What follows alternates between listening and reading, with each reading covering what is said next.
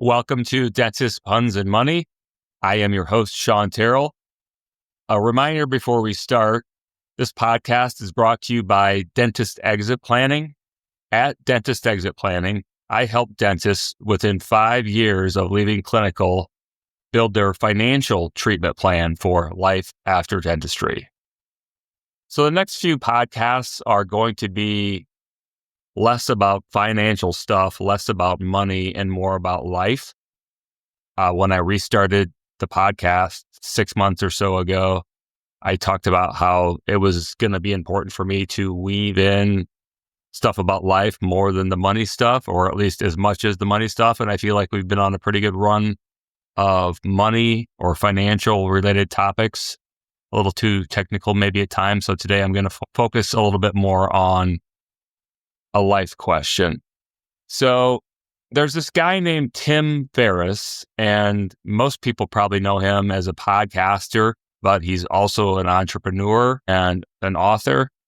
But on his podcast, which is very popular, and maybe you've heard of him, in the past, I haven't listened lately to his podcast as much as I used to, but in the past, he was always asked this, what he calls his Billboard question, which is, if you had a billboard, metaphorically speaking, that you could put anything you wanted on it and share like a message or a philosophy that you have and share it with the world, what would be on it and why?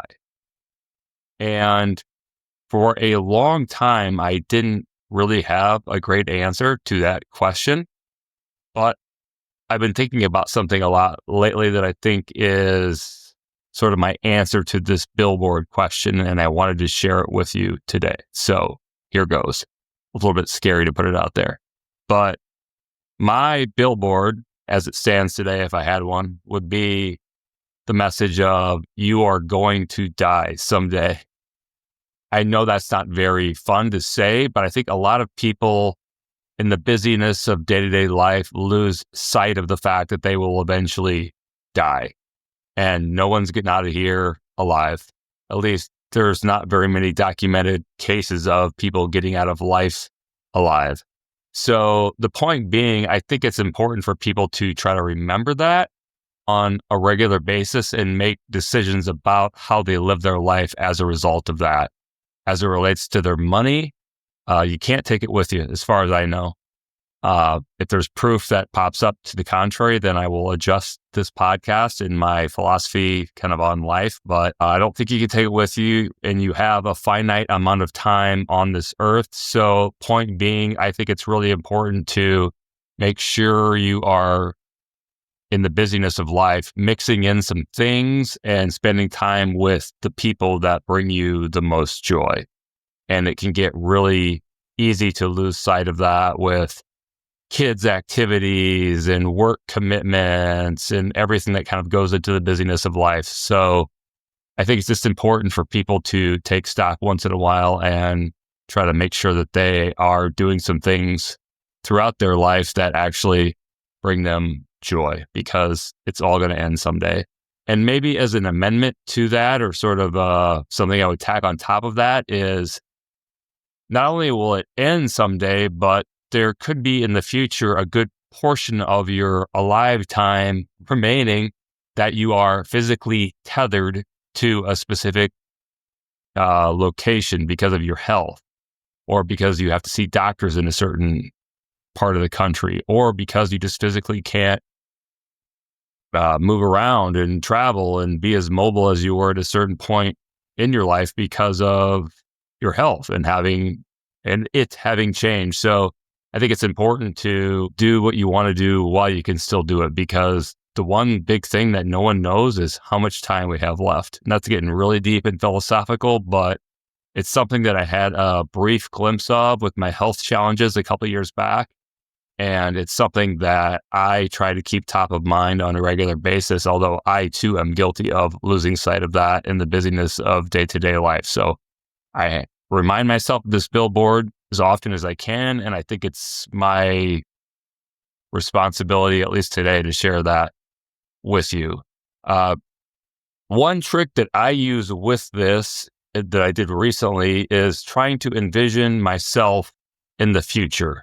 I just turned 47 a few days ago as I record this, but I sometimes try to think about myself as a 75-year-old, like 25, 30 years from now. And what would 75-year-old Shawn do with theoretically unlimited time and more resources that I have right now? And then sort of make these decisions through that lens. As an example, I am a really big fan of the band Pearl Jam. I've seen them more times than I care to mention, dozens of times, but every show is unique, and it's a very unique experience for me every time I get the chance to see them live in concert. And I recently made a decision that probably would be against people's financial better judgment about how and when to see them and how much money to spend, because I put that through the lens of, if I was 75 years old and I could go back to when I was 47 and see Pearl Jam again with my brother at this really cool venue, would I spend the money on doing that? And the answer that I came up with was an overwhelming yes. So I'm doing something in the next few months, seeing Pearl Jam with my brother as a way to make my future self happy, because I know that Pearl Jam, and this podcast is not all about Pearl Jam, but I know that Pearl Jam won't be touring forever. They're in their 60s now. And I also know that me and my brother together, that's a trip that we probably won't be able to take forever, as I found out almost a couple of years ago. So that's kind of what I try to put on a billboard for people, is just sort of this idea that your time is finite and you may have some physical limitations on what you can do and when you can do it in the future, even if you do still have a lot of time left. So you got to do what you want to do when you can do it. And that doesn't sound all that deep, but I think people often say things that are important to them and who people are that are important to them, but their actions maybe don't back that up on a regular basis. So it's twofold as I process this in real time, recording this, that you have to both say what is important to you and who's important to you, but then also follow through on that and let your actions back that up. So my big question is, what do you think of my billboard? Or maybe even a better question, what is your billboard, or what's on your billboard? If you could share something that you think a lot of people maybe need to know or are missing about how they live their life, what would it be? I'm interested in how other people think about this question of what they would put on a billboard.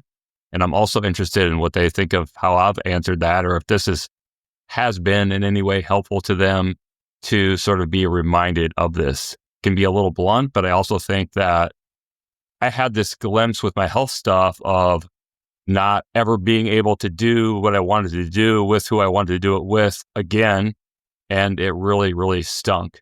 And so, not that I live my life with no limits or anything like that now, but I just think that has guided how I live my life moving forward. And I thought that it would be helpful for other people to hear it, because coming to a realization that your ability to do what you want to do and spend time with who you want to spend it with, and not being able to do that, would be a really big tragedy and a really hard thing to process. So that's why I'm sharing it today.